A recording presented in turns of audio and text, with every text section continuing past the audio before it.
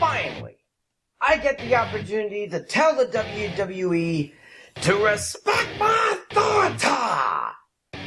I'm Chris Wolvie, the wrestling blogger who always tells it like it is.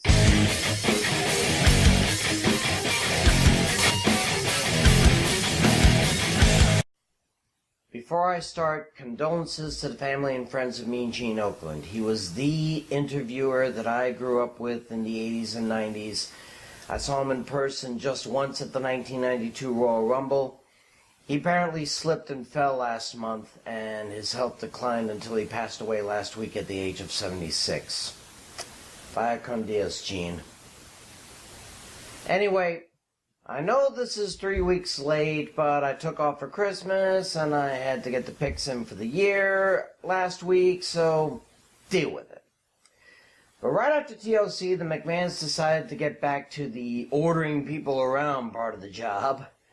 Vince, Shane, and Stephanie, along with Steph's hubby Triple H, dissolved the positions of commissioner and general manager for both brands and said that they're going to be the ones making the matches. But, as Triple H said it, we, the WWE Universe, are the new authority in the Federation.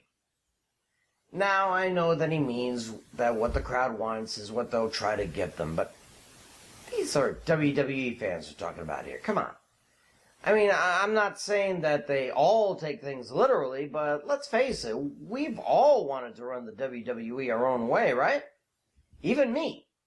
So if they really mean that we are in charge, that we are the authority now, then by God, I'm gonna call their bluff.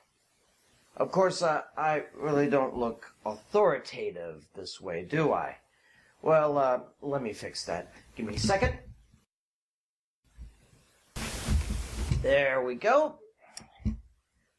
No jacket, it's Florida after all. So, I'm going to give a brief list of changes I want made in the WWE. The full list I've already emailed to the WWE headquarters, all 1 gigabyte's worth in PDF format. So, this is just the highlights, okay? Alright. First and foremost, from this point forward, the 30-day title defense rule will be strictly enforced. Don't care if it's on a Raw, SmackDown, pay-per-view, or house show. You must defend your title within 30 days of your previous defense. If you cannot or will not defend, you will be stripped of the title on the 31st day. Furthermore, you will be unable to try for any title for a minimum of 3 months. So Brock Lesnar, if you win at the Royal Rumble, you had better be ready to defend your title at Elimination Chamber and Fastlane, otherwise you will not be champ come WrestleMania. Starting this year, the winners of the Royal Rumble matches will not get an automatic title match at WrestleMania. Instead, they will be made interim champion. This is because the winners seem to be booed every year lately, last year notwithstanding. These titles must be defended like any other title until 30 days out of WrestleMania. Then, the interim champs can choose whichever title they want to go after.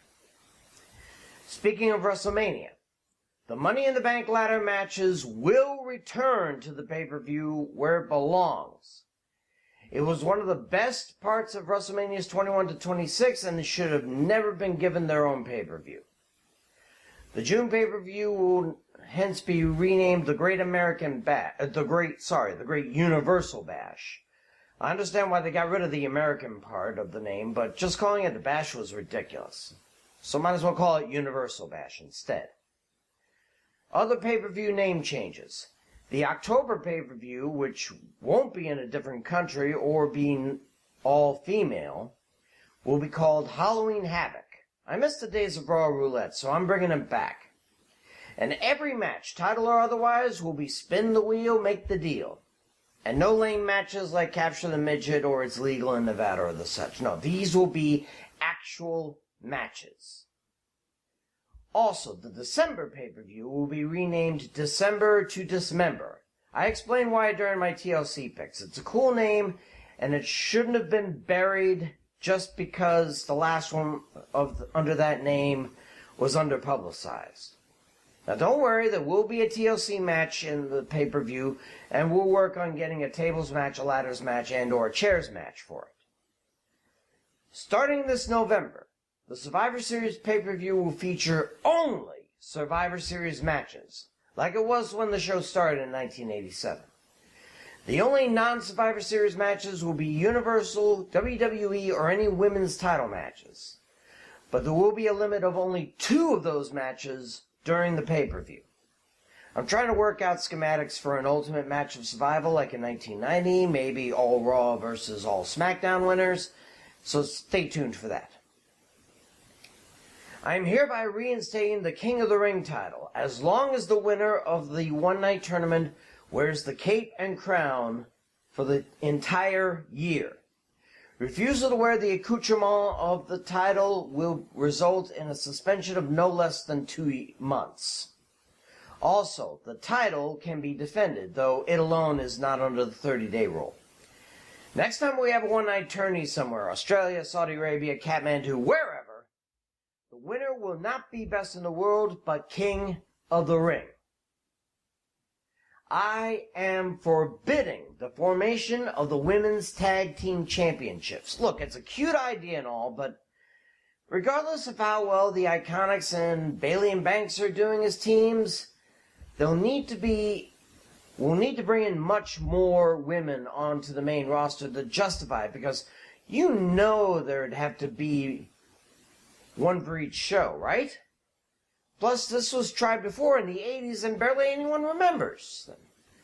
If we can't agree there shouldn't be such titles, at least let's have just one title and have the champs defended on both shows, like the women's title was supposed to be defended after the first brand split.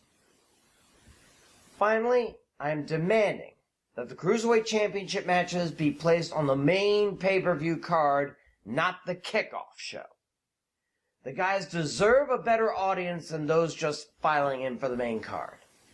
If we can't get that done, then let's just expand 205 Live to 2 hours and have the title matches there. Either that, or close the division for good, hold a dispersion draft to put the guys on Raw and SmackDown. I mean, with the Lucha House Party and Mustafa Ali, you're already doing it, so lean into that crap. As I said, these are just some of the suggestions I sent to Stamford, Connecticut on how I want the WWE run. Other suggestions include refs going back to blue shirts and bow ties, a possible Queen of the Ring, an Elimination Chamber match based on War Games rules, stuff like that there. Oh, one more thing. The first Hall of Fame inductee for 2019, Owen Hart.